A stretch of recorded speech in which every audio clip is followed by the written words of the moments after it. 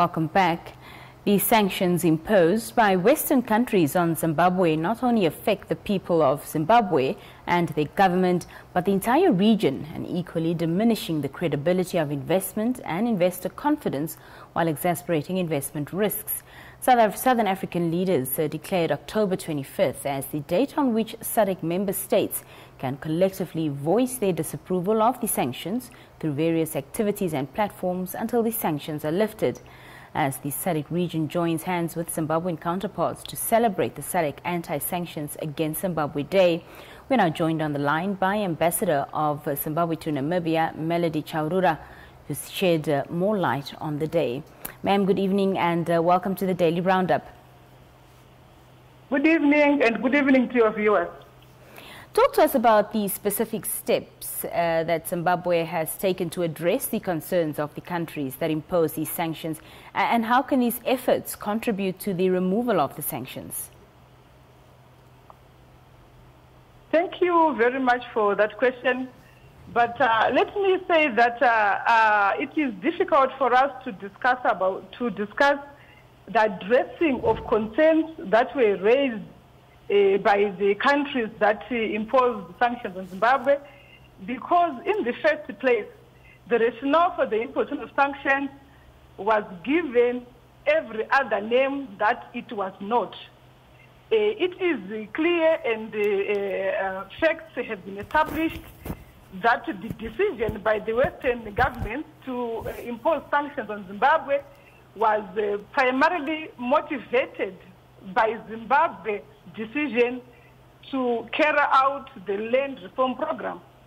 This land reform program was aimed at redressing the colonial imbalances.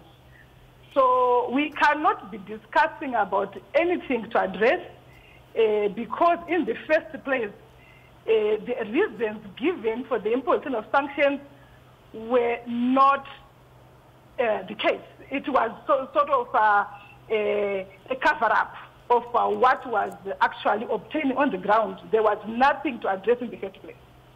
Elaborate a bit further on why the sanctions were imposed on Zimbabwe. Let me say that when you hear the countries that impose the sanctions, they talk about rule of law, which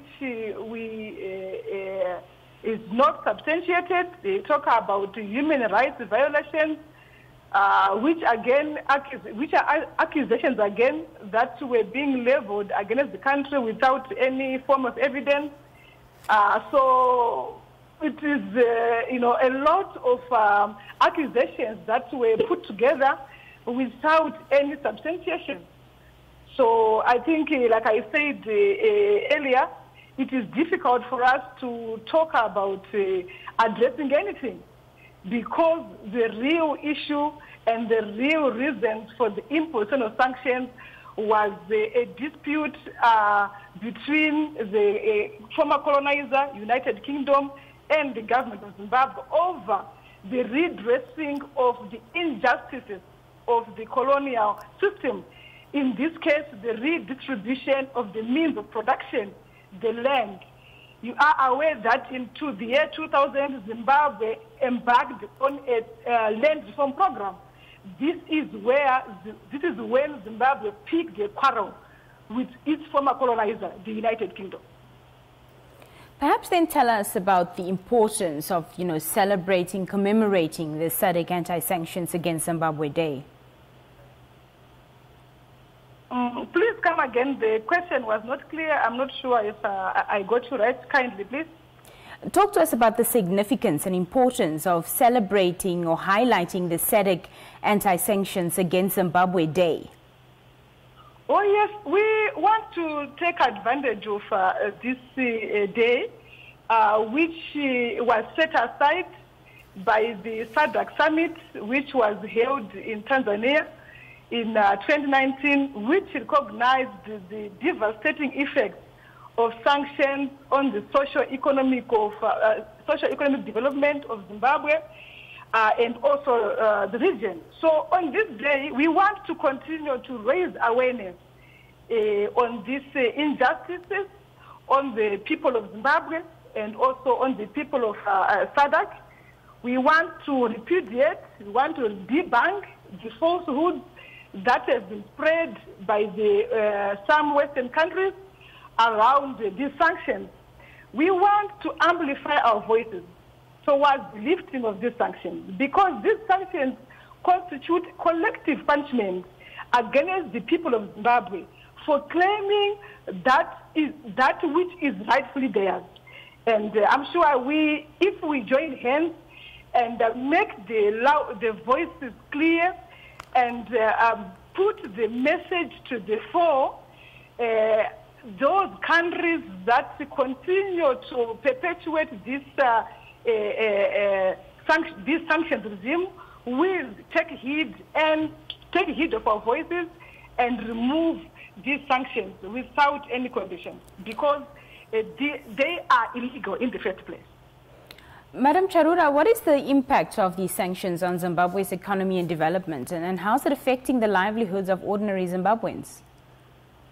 Oh yes, it's a lot that I can talk about, because these cumulative negative these sanctions, which have been on our country for the past 2 decades, have in a very big way affected the economic performance of our country.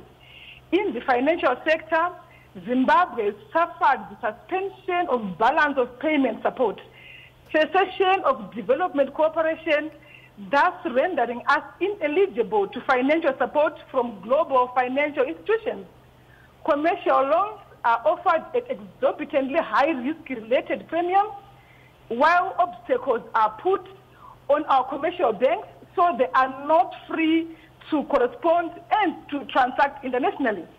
Furthermore, my dear, the rhetoric against Zimbabwe impacts negatively on our national brand and on flows of trade, investment, and tourism.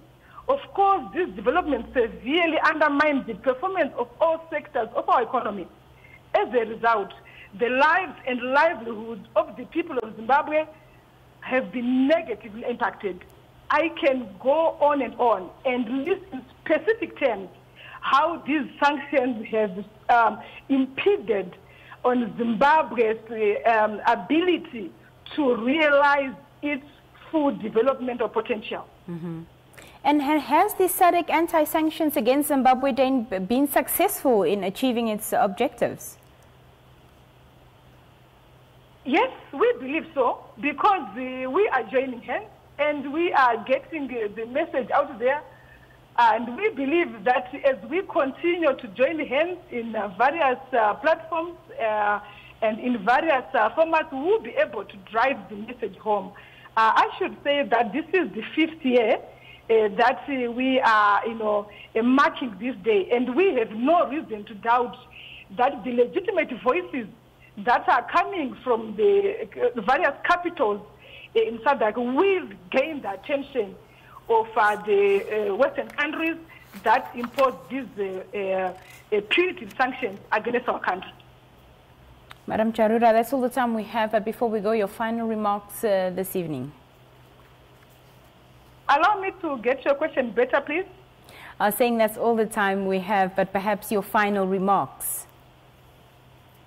My final remarks are to say the people of SADC, our great brothers from Namibia and from progressive nations across the world, we call upon you as Zimbabwe to join us on this day to amplify our voices in condemnation of these illegal and illegal sanctions that have continued to punish the people of Zimbabwe for daring to do nothing except to claim that which is rightfully theirs. We continue to express the confidence that those Western countries who are collectively punishing the people of Zimbabwe will unconditionally remove these sanctions. So tomorrow we are inviting everyone to join us as a country in calling for the immediate and unconditional removal of these punitive sanctions against the people of Zimbabwe. Ambassador Melody Chaurura, thank you for your time this evening. Allow me also to express our appreciation as a country to SADC region, of course to our host, my host, Namibia, who have stood with us in terms of calling for the removal of these sanctions. We are truly indebted as Zimbabwe, and we continue to count on their support as we fight against these debilitating sanctions. Thank you so much, and thank you for your time, ma'am. Thank you very much. Ambassador Melody Chaurura speaking to us on the line from Harare, Zimbabwe. We'll be right back shortly. Stay with us.